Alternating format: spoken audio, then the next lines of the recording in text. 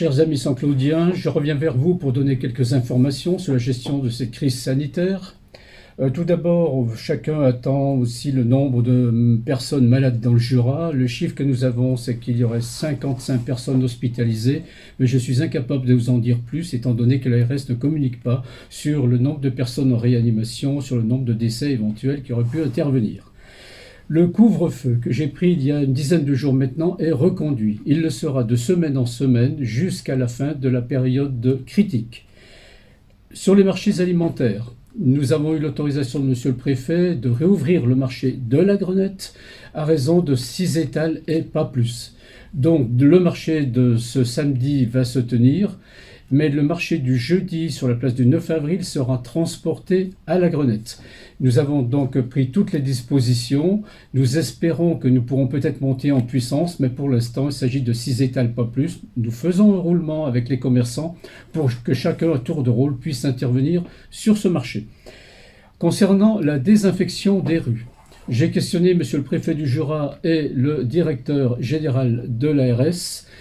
La réponse est claire. Une étude est attendue de la part du Haut Conseil de la Santé publique et selon le résultat de cette étude, en attendant, on nous demande précisément d'attendre et de ne rien entreprendre en matière de désinfection qui puisse de surcroît avoir des conséquences environnementales très négatives. Nous sommes donc dans l'attente d'instructions supplémentaires. Le laboratoire Medilis va organiser la semaine prochaine, ils sont en train de s'organiser pour faire des prélèvements sur les patients dans le cadre donc de cette détection de virus.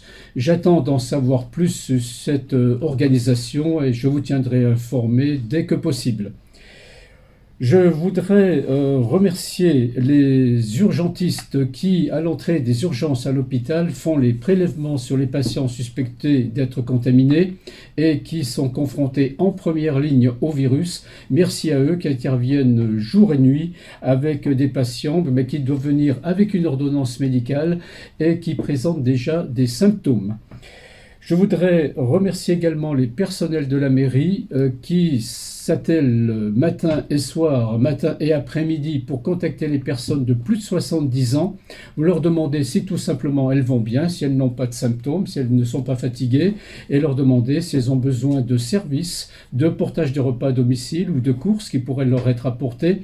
Et puis, tout simplement, si elles n'ont besoin de rien, ça permet de maintenir un lien social avec elles à travers une petite conversation qui fait du bien au moral. Je voudrais enfin remercier les entreprises qui nous ont apporté des masques, des combinaisons de protection et des gants dont tout le monde a besoin. Nous centralisons cela en mairie et les redistribuons de manière la manière la plus équitable possible, non seulement à l'hôpital, mais également aux infirmières à domicile, aux aides à domicile et aux cantons qui en ont également besoin. Voilà, donc je voulais remercier toutes ces personnes et faire appel encore une fois à votre extrême prudence. L'épidémie n'est pas terminée, elle en est loin. Protégez-vous. Merci à vous.